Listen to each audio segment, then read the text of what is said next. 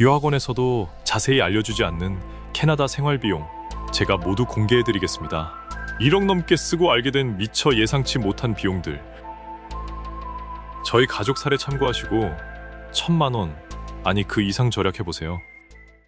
안녕하세요. 오늘은 저희 가족이 캐나다 헬리팩스에서 15개월 동안 생활하면서 사용했던 비용에 대해서 말씀드려 볼게요.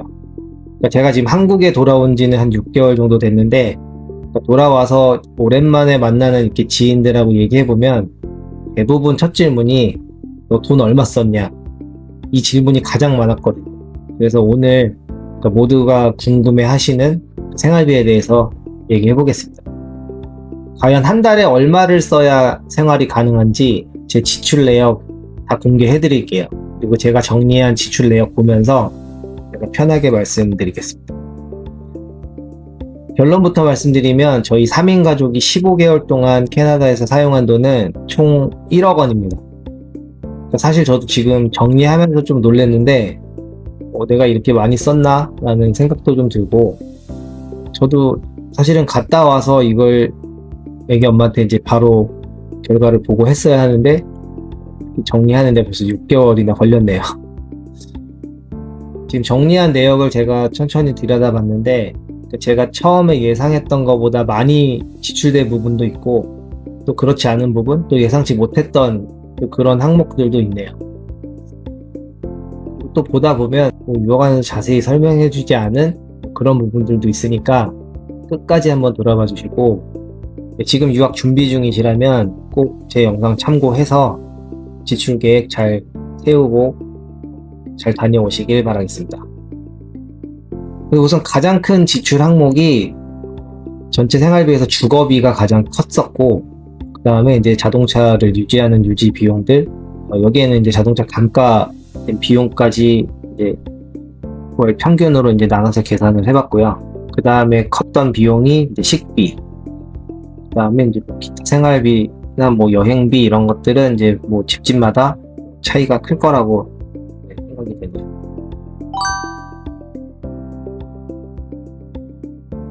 제가 주거비부터 한번 설명해 드릴게요. 당시 이제 제가 주변 지인분들한테 다 물어봐도, 그러니까 2베드룸 기준으로 이제 헬리팩스에서 아파트가 이제 대략 2,300불 전후였던 걸로 지금 기억을 해요. 그러니까 헬리팩스가 이제 캐나다 전체로 봤을 때 이 렌트비가 높은 도시 중에 하나라고는 하거든요. 제가 다른 도시를 가보지 않았을 때 체감은 못하는데, 헬리팩스 같은 경우가 이제 월 평균 한 2,300달러에서 이제 전후 왔다 갔다 했던 것 같아요. 또 뭐 집집마다 뭐 주차비나 뭐 이런 각종 옵션들에 따라서 가격이 다르기는 한데, 제가 살았던 집은 여기 이제 월 주차비 다 포함되어 있던 거고, 이 월세 외에 나가는 돈은 이제 제가 사용하는 전기 부분밖에 없었어요. 그다음에 전기 같은 경우는 저도 이거 제가 데이터 보고 놀랐는데, 제가 평균 한 50달러 정도밖에 사용을 안 했더라고요. 당시 이제 주변 얘기 들어보면은 전기요금 뭐 많이 나온다, 뭐 집이 좀 좀 추운 집들은 뭐 이런 전기 많이 사용하곤 했었는데, 저희 집 같은 경우는 뭐 겨울에는 정말 하나도 춥지 않고, 뭐 애들도 그냥 잠옷만 입고 생활하는 집이었고, 에어컨이 없는 집이었는데도 불구하고 막 딱히 더워서 불편하진 않았던 것 같아요.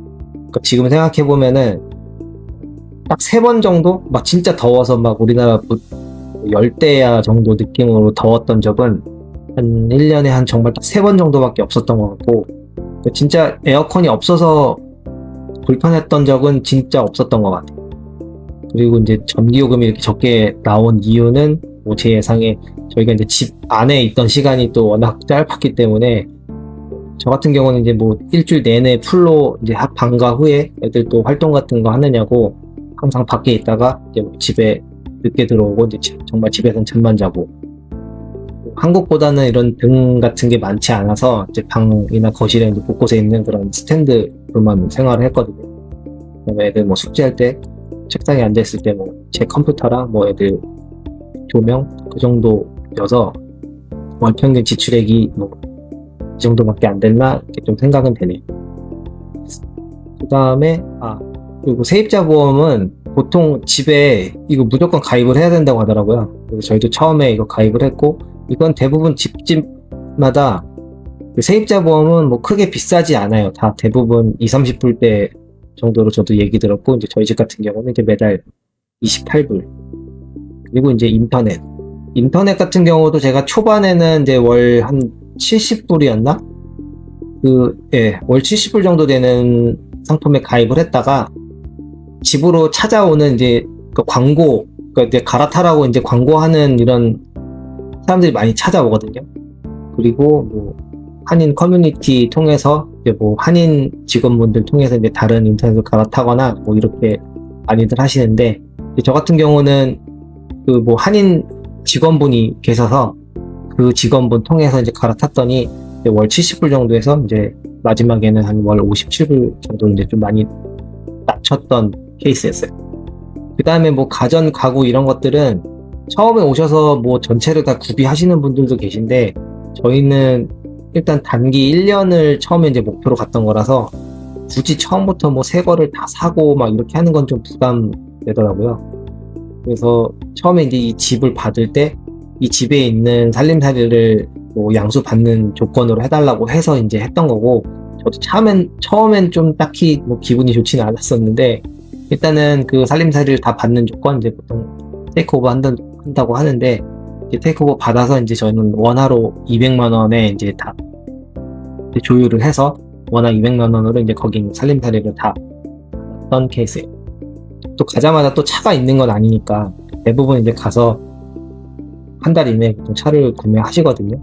차가 있다면 편하지만 또 차가 없으면 또 제약이 크다 보니까 그런 경우도 뭐 적당한 선에서 내가 테이크오버 받으면은 그래서 이제 시작하기에 편하지 않을까.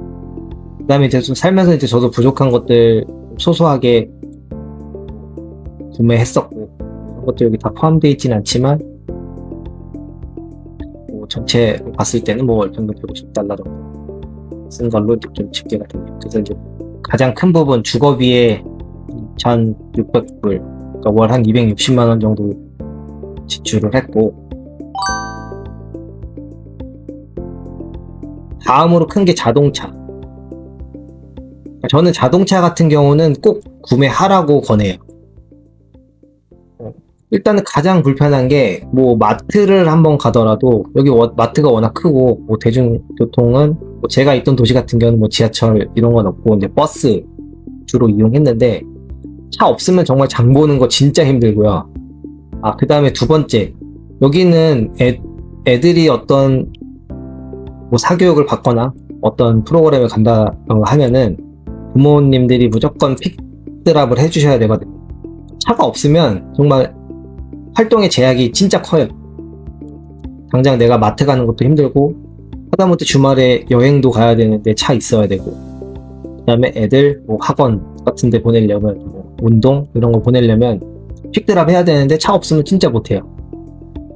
그리고 이거는 간혹가다 이제 지금 준비를 하시는 분들이 유학원에서 상담을 받다 보면 아무래도 이제 비용이 너무 많이 든다 이렇게 유학원에서 겁을 주면 뭔가 좀 거부감도 생기고 고객이 안 갈 수도 있으니까, 약간 뭐 비용을 줄이는 방법으로 뭐 다운타운에서 뭐 대중교통을 많이 이용하지 않을 수 있는 그런 지역들 뭐 소개해 주시곤 하거든요.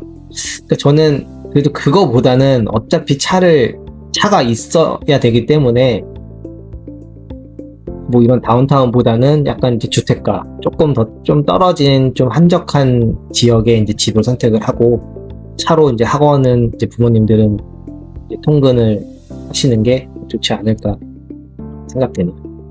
그래서 이제 자동차를 유지하는 비용을 제가 이제 쭉 정리를 해봤는데, 먼저 보면은 보험. 정말 보험은 살인적인 가격이에요.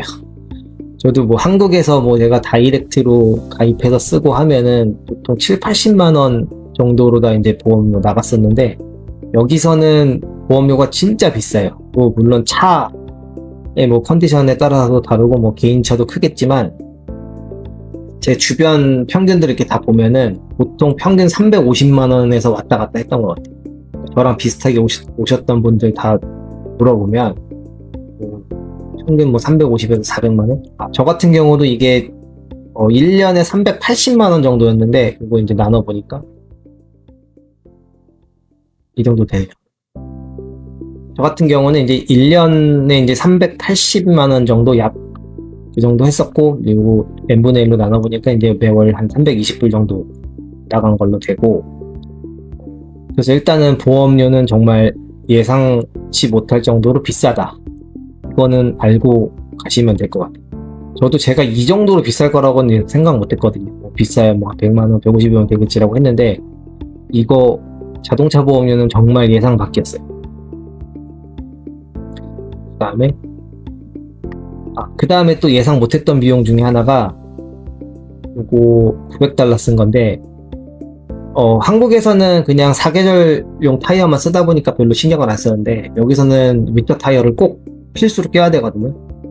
저 같은 경우는 이제 돈 좀 아껴 보려고, 이거는 제가 온라인에서 타이어 4짝 900불에 구매를 한 거고, 타이어는 제가 이제 림이 껴있는 상태에 있는 타이어를 사서 제가 직접 교체를 했기 때문에 이제 타이어 구매 비용밖에 안 들었던 거고, 보통 어머님들은 이제 직접 타이어를 교체하실 수 없으니까 이제 오프라인 매장, 이제 타이어 샵이나 이제 많이 이용하시는 뭐 코스트코 그런 데 가서 이제 타이어 구매하시고 이제 교체까지 하시는데, 보통 제 기억에 한 120만 원, 한 110만 원, 120만 원 정도 들었던 것 같아요. 저 같은 경우는 이제 조금이라도 비용 아껴 보려고 이제 온라인에서 이제 타이어 휠이 끼어져 있는 타이어를 이제 구매를 하고, 제가 교체는 제가 직접 했던 걸로. 그 다음에 또 똑같이 뭐 한국이랑 비슷한데 엔진오일 교체하는 거 보통 8, 90불 들었던 것 같거든요. 근데 이거는 그 전문 샵에 가서 교체했을 때고, 그 이후에 이제 뭐 좀 적게 들었던 비용들은 여기서도 이제 사설로 그냥 오일 교체해 주시는 분들이 계세요. 뭐 페이스북에서 찾아도 되고, 이제 저 같은 경우는 이제 한인 커뮤니티 사이에서 이제 활동하시는 한인분들 통해서 이제 교체를 했었고, 그러면 실제로 샵에 가서 하는 것보다는 좀 저렴하니까 그분들 이제 도움을 받았었고, 이제 돌아오기 전에는 저도 이제 정식 샵에 가서 이제 또 교체를 하고, 그때 아마 이게 조금 많이 들었던 것 같아요. 필터 정도 뭐 하나 갈았는데 100불 좀 넘게. 그 다음에 뭐 이런 소모품들은 뭐 한국에서나 여기서나 뭐 다 비슷하고, 에어컨 필터 같은 이런 작은 소모품들은 뭐 아마존 같은 데서 이제 미리 구비해두고 하면은 이제 저렴하게 교체 가능하니까 충분히 비용 아낄 수 있는 부분인 거예요. 뭐 주유비야 뭐 그것도 뭐 개인차가 워낙 커서 이건 제가 뭐 월 175불 정도밖에 안 썼는데, 이거는 제가 여기서 여행 다니면서 썼던 주유비는 또 따로 뺀 거라서 진짜 애들 뭐 픽드랍하고 제가 뭐 학원, 다운타운 학원 왔다 갔다 했던 그 비용만 넣었더니 75불 정도. 그 다음에 뭐 월주차. 이것도 제가 살았던 곳이 이제 다운타운에 학원이 있었는데, 저희 집에서 이제 차로 한 20분 정도 거리였거든요. 처음에는 이제 무료 주차 되는 곳에서 이제 좀 다니다가 한 달 만에 이제 월주차를 끊었어요. 이것도 너무 불편하니까 이제 매번 자리 때문에 좀 스트레스 받고 하다 보니까 차라리 이 돈이면은 그냥 감수할 수 있겠다. 그리고 주말 같은 경우도 다운타운에서 워낙 행사들이 많다 보니까 차 끌고 나갈 일이 많은데, 또 주말에는 뭐 주차비를 안 낸다고 하더라도 또 시내 행사가 있거나 하면은 또 자리가 없어요. 그러다 보니까 이제 그냥 저는 정말 다운타운에서 이제 딱 중심가에 그냥 월주차를 해놓고 주말에도 그냥 편하게 주차하고, 뭐 다운타운에서 행사 있으면 애들 데리고 가서 같이 놀다가 돌아오고. 이것도 뭐 어머님들 생각이 좀 다르기는 한데, 저 같은 경우는 이제 이용하는 것도 좋지 않나. 그 다음에 제가 처음에 학원 다녔던 이제 1년 동안은 이용했었고, 이제 학원 이제 수강이 끝나고 이제 뒤에 5개월은 뭐 굳이 월주차까지 할 정도는 아니고, 그냥 주차를 해도 뭐 한 달에 20만원까지는 안 쓰니까 뒤에는 그냥 그때 주차비를 내면서 다운타운 다녔던 것 같아요. 그리고 이건 과태료인데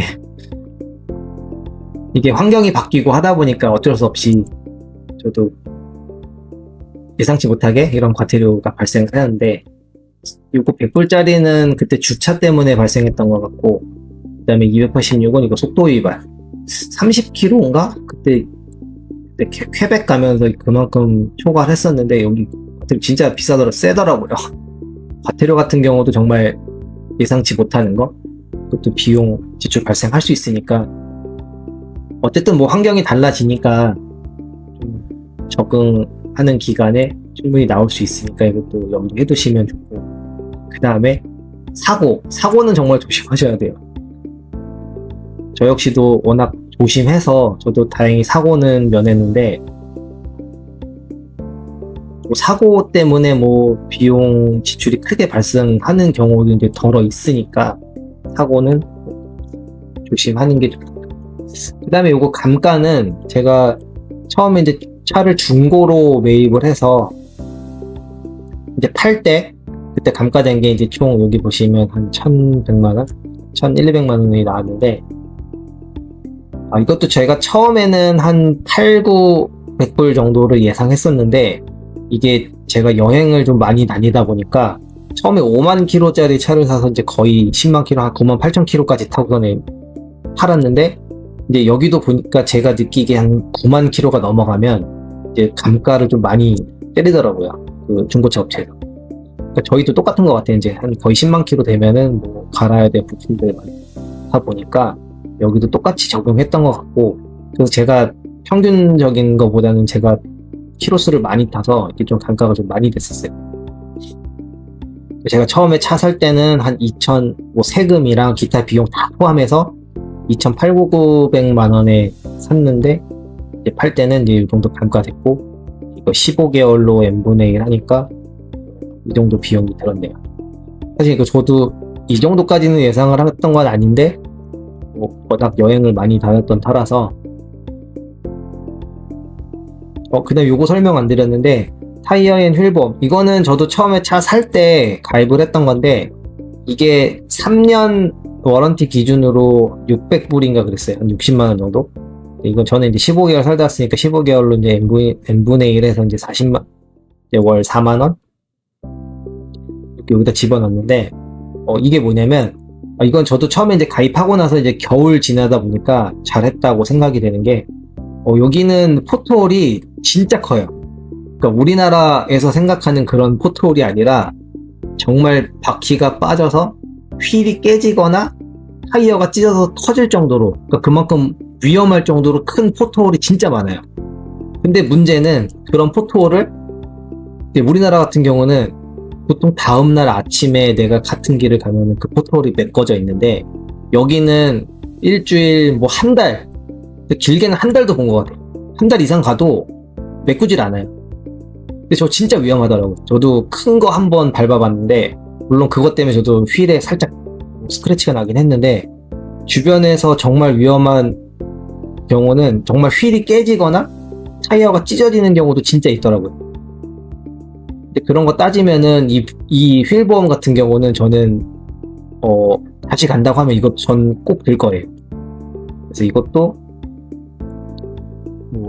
저도 처음에 뭐 차값만 예상을 했었지만, 처음에 차 살 때 이쪽에서 권해서 들었던 부분이고, 예상치 못했던 이제 지출 항목이었다. 그 다음에 차값. 그 다음에 차값 같은 경우도 처음에는 그냥 뭐 차값, 그러니까 우리나라 같은 경우는 이제 보통 부가세 10%가 포함되어 있는 가격으로 생각하다 보니까 뭐 처음에는 이제 인지를 못했는데, 저도 뭐 차를 막 이렇게 고르다가 뭐 한 2,400짜리를 골랐는데, 알고 봤더니 세금이 15%였던 거예요. 별도로. 그러다 보니까 이제 차값만 이제 거기 15%가 더 붙어서 이제 금액이 확 커지는, 그래서 약간 좀 당황했었던 이제 그런 기억이.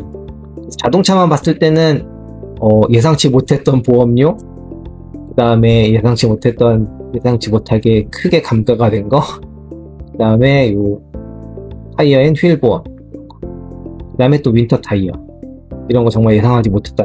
그냥 단순히 차값만 생각했다가는 오히려 비용이 훨씬 더 커졌다는 거. 그래서 차 구매하실 때 참고하시면 되고, 그 다음에 이제 저 같은 경우는 이제 1년에서 이제 2년, 처음에 이제 1년을 계획하고 갔던 거라서 차도 뭐 쉽게 샀지만, 그러니까 물론 팔 때도 내가 잘 팔아야 된다는 그런 생각이 있어서 너무 싼 차를 너무 싼 차는 일단 피했고요. 어느 정도 이제 주행 거리도 좀 낮고 여기 현지에서 좀 인지도 높은 거. 그러니까 우리나라로 따지면 뭐 소나타급 정도를 사야 제가 팔 때도 편하다는 그런 생각을 갖고 있어서 저도 현지에서 샀던 거는 이제 혼다 시빅을 샀었어요. 이제 혼다 시빅 세단을 샀었고 아무래도 이제 한국 차보다는 그래도 일본 차가 인기가 더 많아서 좀 쉽게 팔았던 것 같아요. 그러니까 상대적으로 감가도 덜 됐고 감가율은 따져봤더니 한 25%더라고요. 실제로 이제 제가 샀던 거에서 25% 차값만 기준으로 했을 때 25% 감가된 금액으로 이제 팔았던 거예요. 물론 이제 이 금액 안에는 뭐 세금이나 처음에 이제 차 받을 때 했던 요금 이런 것들 다 포함돼서 이렇게 좀 크긴 한데 실제 차값만 갖고 감가되는 거는 중고차로 매매했을 때 한 25% 감가된 거고 이렇게 해서 이제 월 평균 자동차 비용을 봤을 때는 뭐 한 달에 160만 원 정도 지출이 됐다. 전체에서 이게 두 번째로 컸던 비용이었어요. 먼저 이거 핸드폰 먼저 말씀드리면은 사실 핸드폰 같은 경우는 핸드폰 요금은 제가 한국에서보다 여기가 좀 더 싸게 느껴졌던 것 같아요. 그래서 핸드폰은 월 처음에 가입할 때 뭐 유심이나 이런 거 다 포함해서 48불이었던 것 같고 그러니까 매월 40불 정도 나갔고 이거는 한국으로 하는 국제전화가 이제 한 달에 뭐 한 3,000분이었나? 꽤 많은 시간이 포함되어 있어서 이제 거의 무제한으로 사용을 했었고 국제전화 쉽게 했었고 그다음에 뭐 데이터도 뭐 40기가인가 60기가 하여튼 충분한 정도의 양이었어요. 데이터 테더링도 다 됐었고 그래서 핸드폰 요금은 크게 비싸게 느끼지 않았고 이거는 처음에 제가 한국에서 공기계를 가져갔던 거고 그 다음에 이제 한국 핸드폰도 유지를 해야 되니까 한국에서 이제 제일 싼 저 같은 경우는 알뜰폰 요금으로 돌려서 유지를 해서 이 핸드폰도 가져갔었고 뭐 은행이나 뭐 이런 요즘에 뭐 주식도 하고 뭐 이런 금융권들 뭐 인증받을 때 한국 핸드폰 꼭 필요하니까 이것도 꼭 가져가셔야 된다 알고 계시면 되고 그 다음에 저도 이제 좀 살다 보니까 이제 아마존에서 이제 쇼핑하게 되는데 아마존 프라임 가입해서 이제 쇼핑 했었고 그 다음에 이제 가입하면 우리나라 뭐 쿠팡 플레이처럼 아마존 프라임 비디오 이런 거 이용할 수 있어서 가끔 애들 영화 보여줄 때 썼던 것 같아요. 그리고 챗GPT 요즘에 뭐 이런 AI 툴은 대부분 이제 다들 사용하고 계시니까 저는 이게 처음에 이제 봤을 때 이제 챗GPT가 나온 지 얼마 안 됐을 때 이제 제가 캐나다에서 이제 생활을 한 건데 챗GPT 도움을 정말 많이 받았어요. 캐나다에서는 보통 이제 이메일로 이런 소통을 많이 하는데 일단 이메일 자체가 좀 어렵잖아요. 저도 초반에 영어를 뭐 한참 못하는 상태에서 이메일로 소통을 하는 게 좀 많이 어려웠는데 그때 이제 번역 기능을 많이 사용했었죠. 그래서 챗GPT는 정말 고마웠다. 잘 썼다. 그리고 저도 이제 초반에 이제 영어 공부에 대한 좀 학구열이 좀 높았을 때 영어로 이제 대화를 한다거나 그런 가볍게 이런 대화를 할 때 챗GPT 썼고 그래서 이제 처음부터 유료로 해서 쓰기 시작했는데 뭐 지금까지도 잘 쓰고 있고 이메일로 좀 소통하는 데 있어서는 챗GPT가 정말 유용했다. 한번 좀 말씀드리고 싶어요. 월 구독료는 뭐 크게 나가진 않았던 것 같아요. 그 다음에 세 번째로 지출이 컸던 게 식비. 저 같은 경우는 원래 처음에 딱 목표로 했던 게 뭐 월 150만원 넘지 않게 쓰겠다라고 했는데 뭐 실제로 그 정도 쓴 것 같고 일단 저는 외식은 크게 많이 하진 않았어요. 원래 한국에 있을 때부터 집에서 주로 요리해서 먹던 그러니까 애기 엄마도 그렇고 이제 주로 집에서 요리를 했던 터라서 저 역시도 뭐 딱히 외식을 많이 하진 않았고 특별히 뭐 애들이 늦게 오는 날 뭐 일주일에 하루 정도 있었는데 뭐 일주일에 한 번 정도 좀 특별한 일 있을 때 뭐 주말에 외식하거나 그래서 주에 1회 정도 외식을 했던 것 같고 그러니까 외식 물가도 사실 싸진 않아서 메뉴판에서 뭐 20불짜리 고르면 거기에 텍스가 14%고 거기에 또 다시 팁을 15%에서 20% 주다 보니까 2만 원짜리 고르면 한 2만 7, 8천 원 나가는 거예요. 그러니까 저희도 3명에서 외식을 해서 이제 요리 3개 정도 시키면은 보통 한 8, 9만 원은, 적게는 8, 9만 원은 그냥 썼던 것 같아요. 그냥 평균 뭐 100불 정도 한번 외식하는데, 그렇게 해서 뭐 월 1회 정도 외식하는 정도 기준으로 썼고, 그 다음에 식비는 제 생각에는 그러니까 한식 재료가 아무래도 비싸거든요, 한국보다. 뭐 하다못해 뭐 고추장, 고춧가루, 뭐 스팸, 참치, 김 이런 것들을 보면 한국보다는 진짜 많이 비싸요. 그래서 식비를 줄이려면 한식을 줄이면은 식비는 많이 낮아질 수 있을 거라고 봐요. 그러니까 저도 이거를 제가 많이 썼다고는 저는 생각 안 하는데, 저 같은 경우는 뭐 물론 애들이 한식을 좋아하기는 하지만 또 애들이 또 현지 음식에도 적응을 해야 된다고 또 생각을 해서 한식을 매일 주지는 않고, 저녁을 먹더라도 한식하고 양식을 이제 계속 교차로 먹는 그렇게 식단을 구성했었고, 여기서 제가 만약에 욕심부려서 한식을 많이 먹었다면은 아마 이거보다는 훨씬 더 비용이 많이 나왔을 것 같아요. 뭐 음식 얘기하니까 이제 소고기 얘기하는데, 소고기는 상대적으로 진짜 많이 싸요. 그러니까 돼지고기는 상대적으로 뭐 엄청 싼 느낌은 안 났었고, 소고기는 진짜 싸서, 그러니까 저 같은 경우는 밥하기 싫을 때 그냥 간단히 빨리 해줄 수 있는 요리가 소고기 스테이크였던 것 같아요. 소고기 부위별로 사서 뭐 이거저거 해주고, 다짐 육도 사서 소고기 패티나 뭐 동그랑땡 이런 것도 먹어주고, 뭐 간장에 볶아서 애들 뭐 밥 비벼 먹을 수 있게 이런 것도. 소고기는 진짜 많이 먹은 것 같아요. 그래서 저도 뭐 주 1회 외식하고 한식은 절반 이하로 식당 구성했을 때 저도 3인 가족 이 정도 지출했다. 그리고 마트 같은 경우도 뭐 전에 한국에 있을 때는 뭐 코스트코나 이런 곳은 뭐 정말 가끔 가는 그런 곳이었었는데, 여기서는 생각보다 자주 갔던 것 같아요. 그러니까 마트 자체가 뭐 코스트코를 포함해서 다들 이런 대형마트, 작은 마트가 없고 이제 대형마트밖에 없으니까 한번 가면은 꼭 이래서 꼭 차가 필요하고, 한번 장 보면은 그냥 200불, 평균 200불 정도씩은 계속 주마다 장을 봤던 것 같아요. 200불, 300불 뭐. 생활비 같은 경우도 뭐 집집마다 뭐 개인차가 많이 클 것 같은데, 저도 뭐 그러니까 월 평균 따졌을 때는 뭐 큰 지출은 아닌 것 같고, 저도 뭐 나름 많이 아껴 쓴 편이라서. 근데 제가 지출했던 비용들 중에 이제 그 내역을 봤더니 대부분이 이제 의복이나 뭐 이런 용품들, 겨울 용품들에 좀 많이 썼던 것 같아요.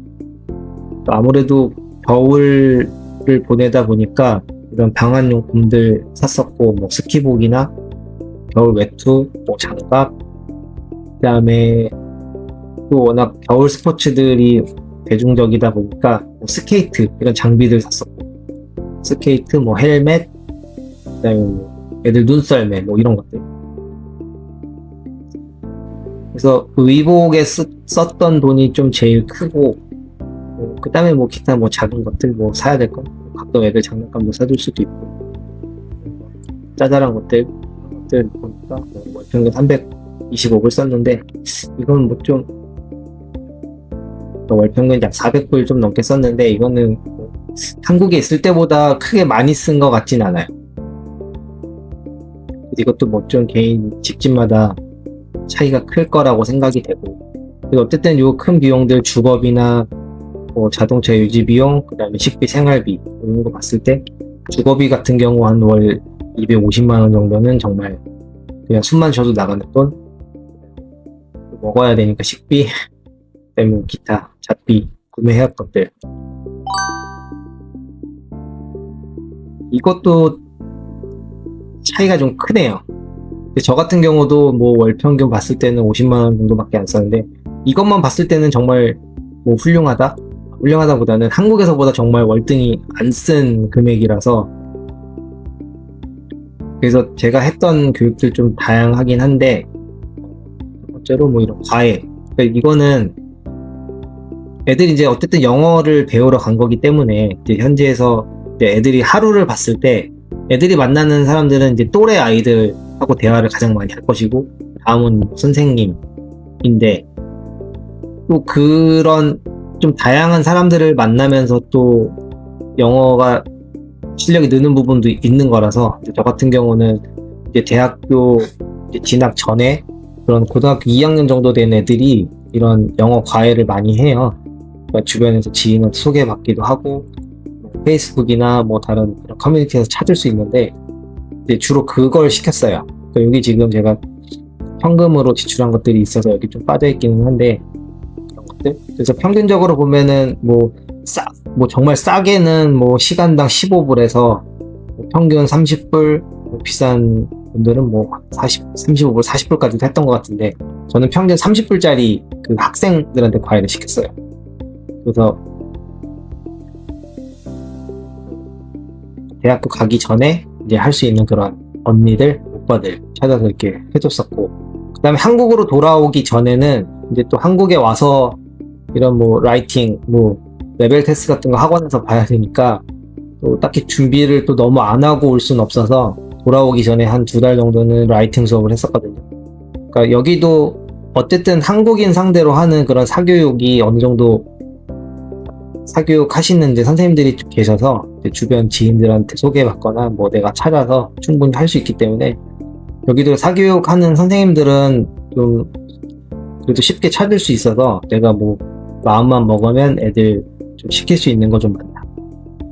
그래서 전 돌아오기 전에 뭐 라이팅 수업 했었고 틈틈이 뭐 무료 영어 튜터링 수업 같은 거 온라인으로 할 수 있는 것도 다 보내고 그다음에 따로 오프라인으로 이제 언니 오빠들 찾아서 영어 튜터링 해줬었고 그 다음에 이거 교훈 이거는 제가 애들이 이제 사람을 만나서 뭐 영어를 사용하거나 하는 그런 부분을 다 일단 교육 카테고리로 뺐는데 그리고 교회 같은 경우도 사실은 저도 이제 또 한국에서도 교회를 다녔던 건 아닌데 이제 주변에서 이제 많이 권하기도 하고 그래서 애들이 이제 다양한 사람도 만나야 되고 또 좋은 사람도 만나야 되기 때문에 이제 찾던 게 이제 교회였고 저 같은 경우는 이제 캐네디언 교회를 갔었어요. 한인 교회보다는 이제 이쪽에서 애들이 영어 배우는 데 있어서는 더 장점이 많을 것 같다 생각을 해서 이 당시에는 이제 캐네디언 교회를 갔었고 이것도 제가 갈 때마다 그냥 올 수는 없기 때문에 이건 제가 카드로다가 헌금을 했던 기록이고 이제 캐시로 했던 거는 여기 좀 내역엔 좀 빠져있네요. 이것도 저는 애들을 교육비로 이제 계산을 했고 한 6개월, 한 7개월 정도 다녔던 것 같아요, 교회를. 그리고 뭐 가끔 구입했던 도서. 그 다음에 이 도서 같은 경우는 학교에서 이제 주기적으로 뭐 책을 구매하라고 이런 책자 같은 것들이 오거든요. 근데 그런 것도 이제 애들도 뭐 사는 재미도 있고 하다 보니까 그런 것들 사줬던 것 같고 그런 건 도서관에서도 뭐 충분히 책들은 많지만 저희도 뭐 몇번 사줬다. 생일 파티. 이거는 제가 애들 근데 애가 둘이다 보니까 생일 파티를 해줬던 거예요. 그래서 생일 파티 하는 장소를 대관을 하고 이제 그쪽 시설을 이용하는데 보통 300불 정도 들거든요. 똑같이 한 350불 정도 들었었는데 그런 장소 이용하고 이제 거기서 먹거나 이제 이런 것들 음식들 준비하는데 이 정도 들고 이제 추가적으로 내가 케이크도 사고 뭐 장식도 하다 보면은 이제 보통 400불, 450불 정도 썼던 것 같아요. 그래서 또 말 덧붙이자면은 이런 생일 파티 용품들 한국에 있는 것들이 또 워낙 아기자기하고 그런 것들이 많아서 뭐 저는 사실 좀 미리 애기 엄마랑 같이 뭐 생일 토퍼나 이런 것들 현지에서 좀 구하기 어려운 그런 용품들은 미리 좀 준비를 해갔었어요. 그래서 애들 생일 파티 해줬었고 그 다음에 이거 또 예상치 못한 비용이 이거 방학 프로그램들이 이게 여기 보면은 제가 여름방학 때 좀 비용 많이 썼고 그 다음에 말치 브레이크라고 우리나라 봄방학 같은 개념인데 또 일주일 쉴 때 보냈던 프로그램 그 다음에 뭐 PD데이라고 이거는 그냥 한 달에 한 번 정도 꼭 쉬는 날이 있거든요. 애들이 학교 안 가는 날. 그때 이제 부모님 같은 경우는 이제 학원을 가야 되잖아요. 내가 학원을 꼭 뭐 물론 안 가고 애들을 봐줄 수도 있지만 부모님은 뭐 학원을 가더라도 또 애들도 이제 다른 이런 사설 프로그램들이 항상 있어요. 애들도 뭐 노는 날이라고 캐나다도 다 뭐 사람 사는 곳이라서 뭐 보통 맞벌이 하거나 이제 이런 분들은 이런 데 보내더라고요. 그래서 저도 그때 당시에 어떤 사설 프로그램이 있어서 40불짜리 노는 날 이제 보냈던 거고. 그 다음에 이거 마치 브레이크 때는 이게 일주일짜리였는데 보통 주당 뭐 싸면은 한 200불 초반에서 이제 보통 200불 중후반 이렇게 했던 것 같은데 저는 이거 인당 330불짜리 프로그램 일주일 보냈던 거고. 아, 이거는 애들 뮤지컬 수업을 보냈던 거. 그 넵튠이라고 어떤 극장에서 하는 수업이었는데 저는 그때 일주일 동안은 그걸 보냈네요. 왜냐면은 이제 또 학교 안 간다고 해서 어쨌든 집에 애들만 데리고 있기가 그러니까 좀 비용이 들더라도 보내는 게 또 애들도 또 새로운 환경도 경험해보고 또 새로운 사람들 만나서 이제 또 영어 쓰다 보니까 애들을 위해서라도 좀 필요한 것 같아요. 그 다음에 여름방학. 근데 여름방학이 진짜 길어요. 2달이거든요. 근데 생각해보면은 이제 저희처럼 짧은 기간 목표로 이제 공부를 하러 갔는데 2달이라는 시간은 상대적으로 너무 긴 거예요. 그렇다고 이제 보통 이제 여행도 많이 가기는 하는데 2달 내내 여행만 또 갈 수도 없잖아요. 그러니까 여행 간다고 해서 애들이 뭐 영어가 늘 것도 아니고. 그러니까 그러니까 영어를 하는 시간이 너무 장기간 끊기면 애들한테도 좀 안 좋을 것 같다고 생각을 해서 저 같은 경우는 이제 대학교에 있는 이런 사설 프로그램들을 보냈고 뭐 주당 200불이 넘는 수업이었기 때문에 한 달 4주를 보내니까 이제 인당 80만 원이 넘는 금액이 나왔어요. 이런 것도 아마 이 당시에도 2명을 하니까 이제 좀 할인 받아서 했던 것 같고. 그래서 이제 긴 여름 방학을 보내는 방법은 이제 보통 저희도 이제 방학하자마자 한 달은 여행을 갔었고 이제 뒤에 한 달 같은 경우는 이제 조금 큰 비용을 지출했지만 애들이 이제 학교가 아닌 이제 다른 새로운 환경에서 이제 또 공부해보고. 저 같은 경우는 이제 델하우지라는 대학교가 있었는데 대학교 안에 있는 프로그램이어서 또 대학교 캠퍼스 안에서 하다 보니까 이제 애들도 이제 좋아하더라고요. 이제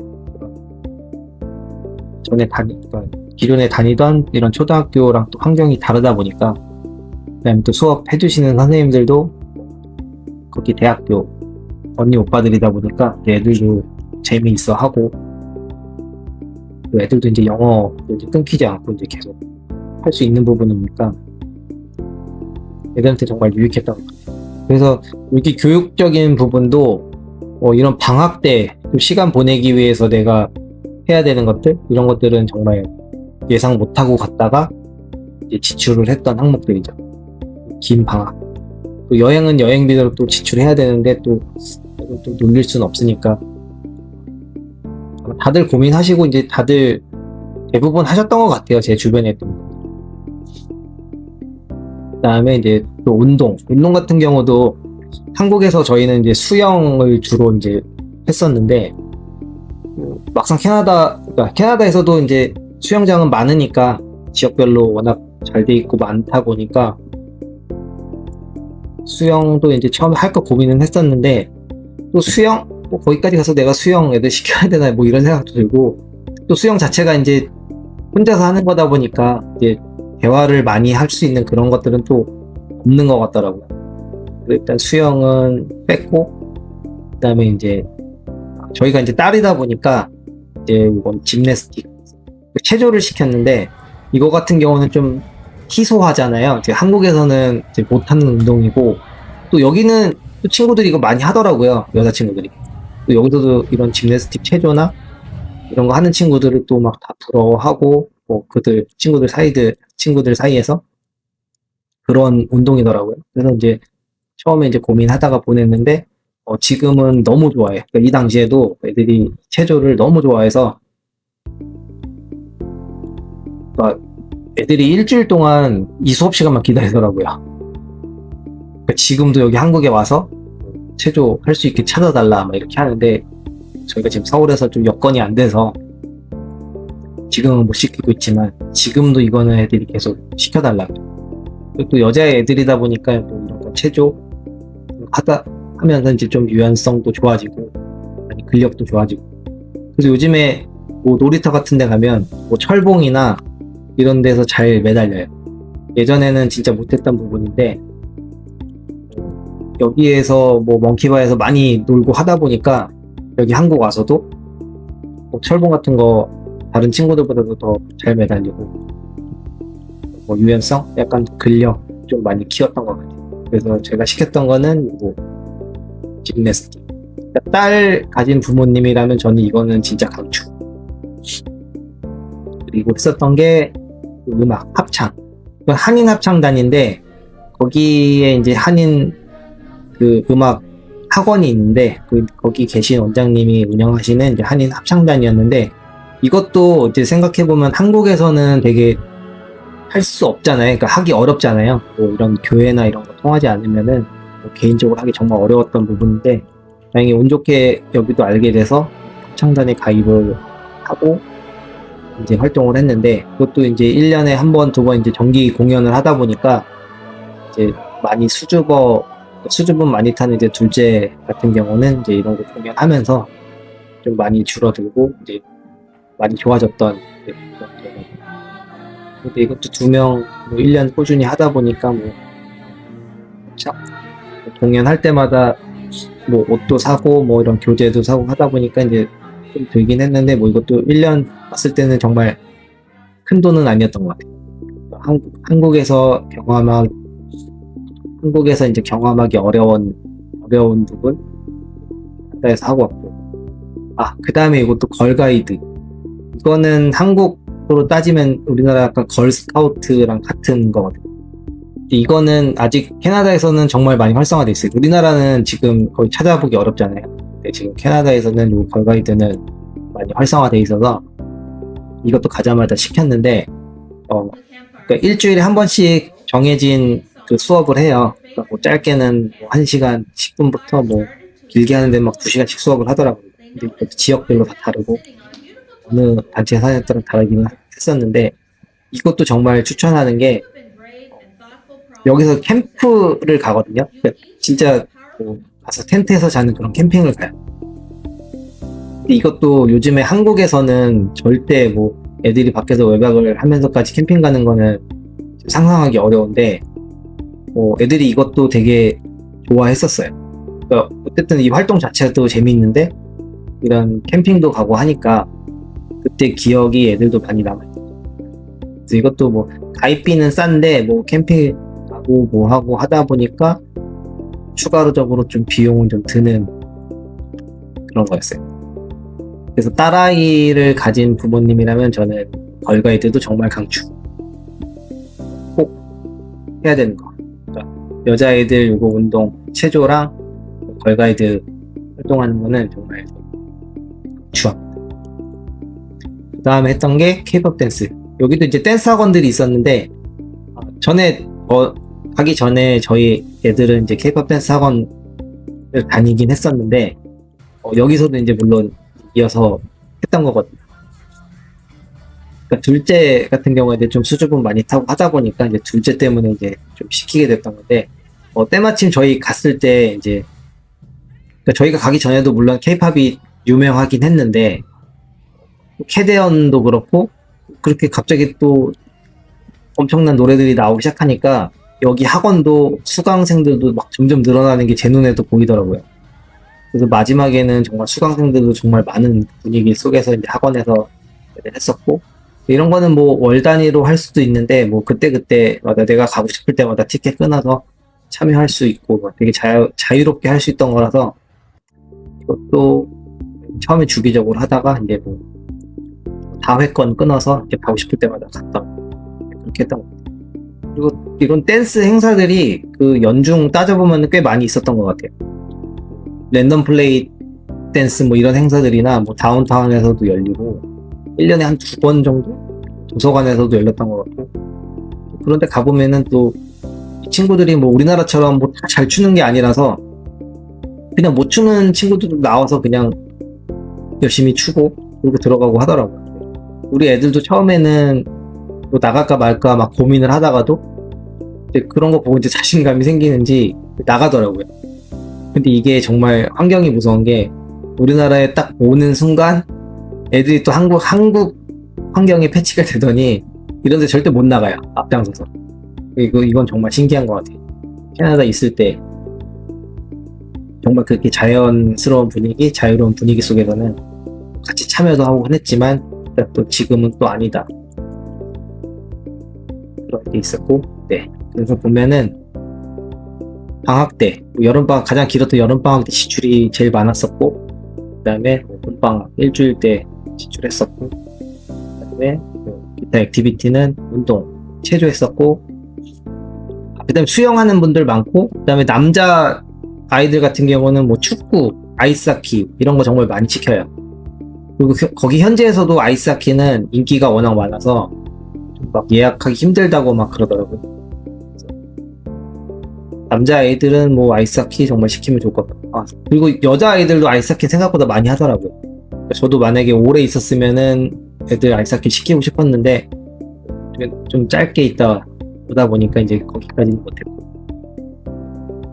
다양하게 할 수 있는 것들은 다 했고, 그래서 교육비도 뭐 총액으로 보면은 뭐이 정도인데 뭐 평균 따지면은 뭐 500불, 한 50만 원 그렇게 쓰지 않아서 뭐 한국 사교육비에 비하면은 정말 안 쓴 거죠.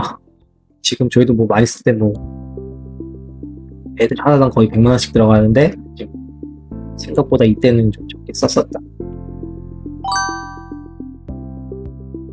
보험료. 이거는 처음에 저희가 이제 학생 비자로 가다 보니까 무조건 보험이 있어야 된다고 하더라고요.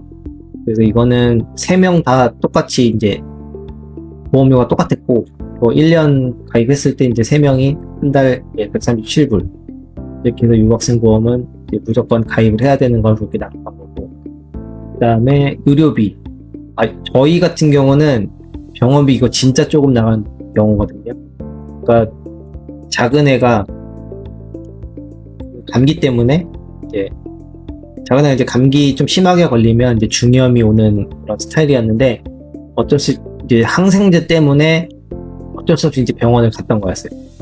근데 이제 뭐 아시다시피 캐나다 병원 정말 최악이다 뭐 이런 얘기 많이 들어봤었는데, 일단 돈도 돈인데 돈도 많이 비싸죠. 병원비, 감기약, 근데 항생제 하나 타러 지금 10만원, 병원비 처방전 받는데 10만원 들었고, 약국 가서 항생제 받는데 25불 들었는데 총 125불을 쓴 건데, 이것도 정말 최악인 거는, 저 같은 경우는 병원 처음 갔는데 이거 4시간 만에 진료받고 나왔거든요. 근데 주변에 얘기해봤더니 저는 되게 빨리 받고 나온 케이스더라고요. 막 6시간, 7시간 거의 하루를 다 보낸다는 사람들도 많았는데, 저는 이 당시에 운이 좋아서 아침에 가서 바로 대기표 받고 한 3시간 정도 있다 오세요 해서 그때 가서 현장에서 줄 서 있다가 진료받고 나오는데 한 4시간 정도 들었던 것 같고, 그 다음에 또 어처구니 없는 거, 약. 무슨 약국에 뭐 바빠 보이지도 않는데 이 약 타는데 2시간 반 걸렸던 것 같아요. 그러니까 왠지는 모르겠어요. 그러니까 처방전 주고 이제 약 달라고 했더니 기다려라. 근데 한참 걸린다. 너 쇼핑하고 와라. 2시간 있다 오라. 막 이렇게 얘기를 하더라고요. 그래서 무슨 약 하나 주는데 이렇게 오래 걸리나 계속 이제 기웃거리고 봐도 약사 한 2-3명 있는데 뭐 웃고 떠들고 하면서도 제 약은 한참 걸리더라고요. 근데 이거는 아직도 왜 그런지는 모르겠어요. 그래서 정말 병원은 진짜 안 하시는 게 정신건강에 좋으실 거예요. 그래서 저 같은 경우도 애들 안 다치게 하려고 진짜 노력했고, 감기도 한 2-3번씩은 걸렸지만 어쩔 수 없이 이제 항생제 때문에 병원 갔던 거. 그리고 또 남자 아이들 이제 좀 험하게 놀면 다치는 케이스 많이 보는데, 예상치 못한 비용 많이 나오니까 정말 조심해야 되고, 그리고 추가적으로 뭐 교정이나 이런 치아 관련된 치료 꼭 많이 받아야 되는 친구들도 돈 많이 나가더라고요. 그래서 이거는 뭐 어쨌든 아이들마다 뭐 집집마다 차이가 워낙 큰 부분이라서 저희는 다행히 진짜 의료비는 정말 안 쓰고 왔고, 그 다음에 이때 지불했던 125불도 보험 청구해서 거의 다 받았던 것 같긴 하거든요. 100불 정도인가? 125불 지불하고 거의 100불 이상 돌려받았던 것 같아요. 정확히 기억은 안 나는데. 그래서 일단 아프면 병원 가는 것도 힘들고 병원 가서 병이 더 커지는 그런 불상사가 생길 수도 있으니까 조심해야 된다. 저희 같은 경우는 뭐 보험료, 무릎이 정말 조금 쓰고 온 케이스.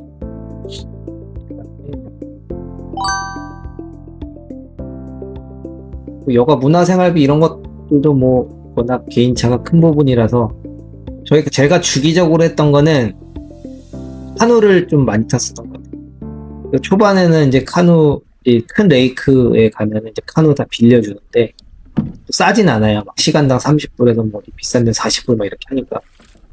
카누도 한번 타면은 1시간으로는 좀 많이 부족하거든요. 제가 타봤더니 워낙 호수도 넓고 그냥 천천히 돌아다니다가 좀 즐기면서 하다 보면은 뭐 2시간 정도도 그냥 쉽게 놀 수 있는데, 그러니까 초반에는 카누를 좀 빌려서 타는데 돈을 썼고, 나중에는 그냥 카누를 그 고무보트, 그 바람 넣어서 타는 보트 있는데 그것도 되게 퀄리티 좋거든요. 아마존에서 그 저희 구매해서 후반 나중 돌아오기 전제 가을에는 정말 많이 탔어요. 카누값 이상으로 뽑았다라고 생각할 정도로 나중에 많이 탔고, 그다음에 이 카누는 저는 이거는 초반에 그냥 타는 거 진짜 곧장 드려요.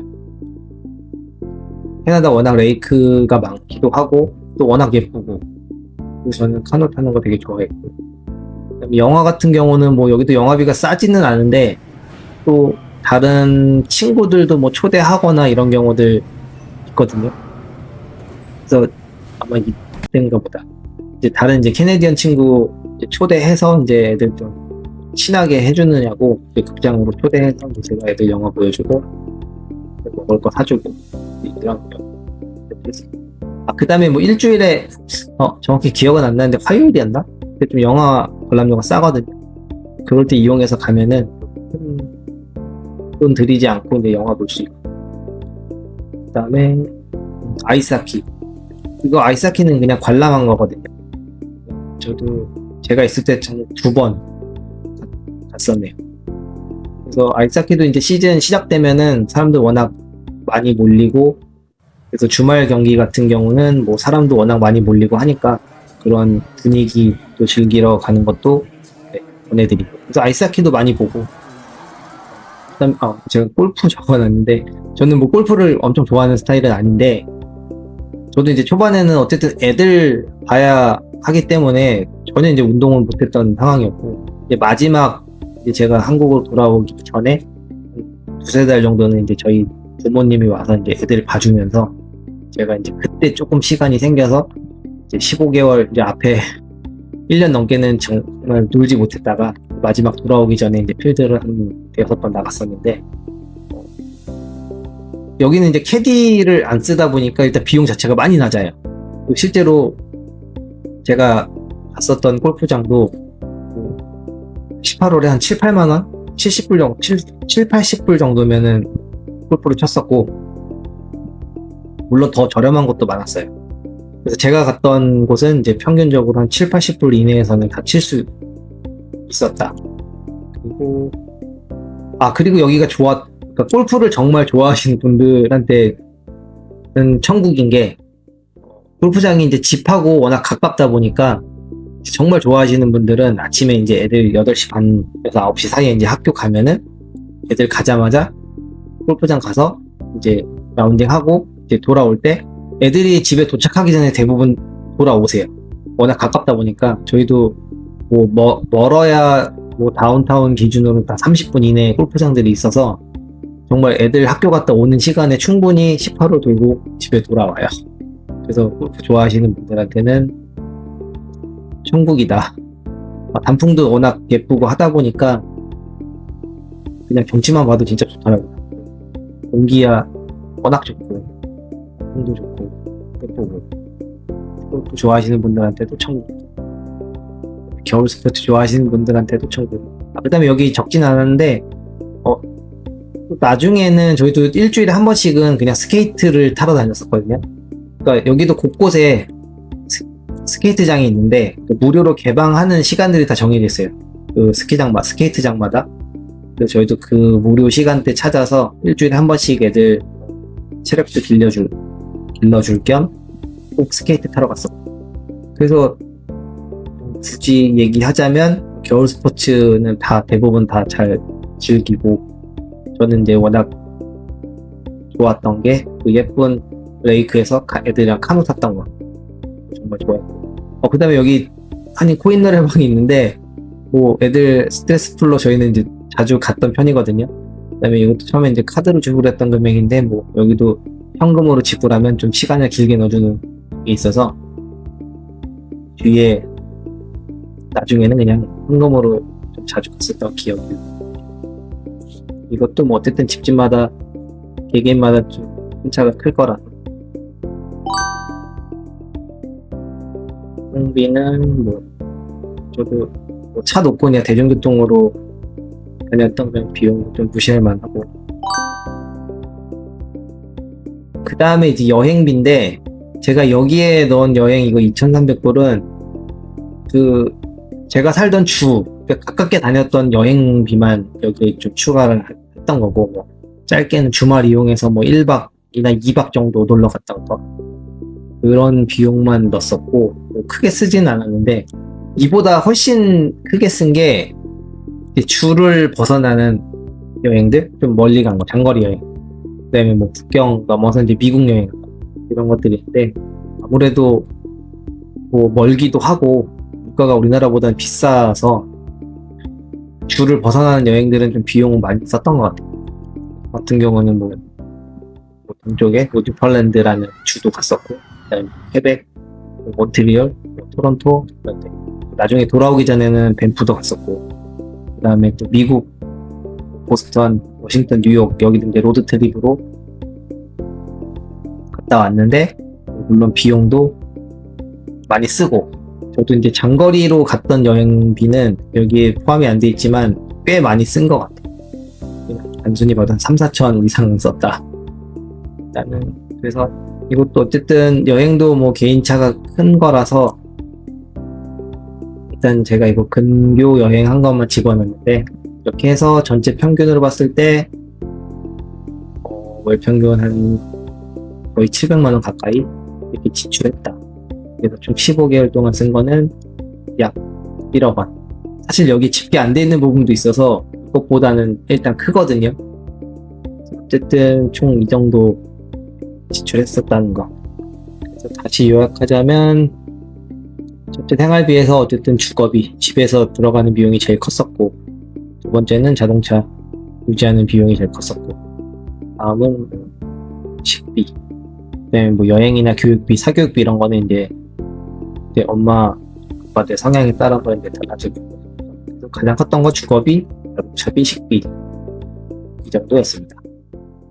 총 생활비 정리하면은 저는 이제 15개월 동안 이제 약 1억 원 정도를 썼는데, 어떻게 보면 엄청 큰 돈이죠. 저도 제가 이렇게 단기간에 썼던 돈 중에서 가장 큰 돈이 맞았고, 그래도 이제 15개월을 돌이켜 봤을 때 후회하느냐?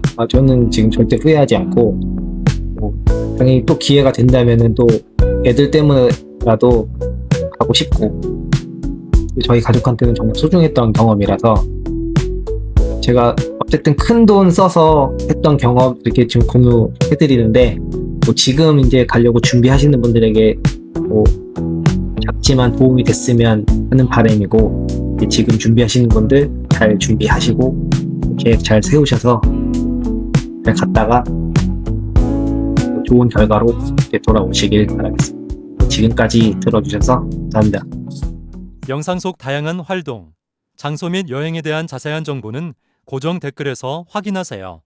구독, 좋아요 부탁드립니다.